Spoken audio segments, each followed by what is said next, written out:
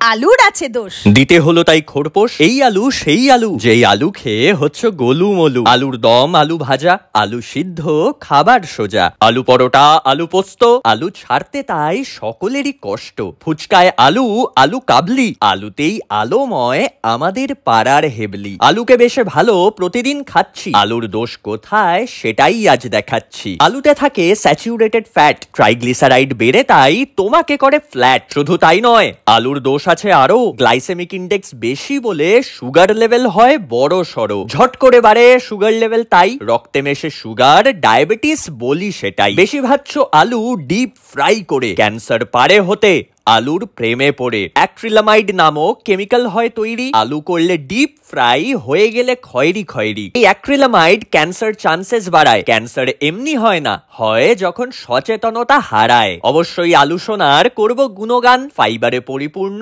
Energy পায় প্রাণ। Antioxidants আছে, মাসেলের জন্য ভালো, কিন্তু অল্প পরিমাণে, সেইটা মেনে চলো। আলুর রস দিলাম, কষ্ট হয়তো পেলে, কিন্তু না জানলে যে অকালেই যাবে চলে। আলু প্রেমিকারা জানিও আমাকে, পাঠিয়ে দিয়ে সচেতন করো আলুর প্রেমিক প্রেমিকাকে।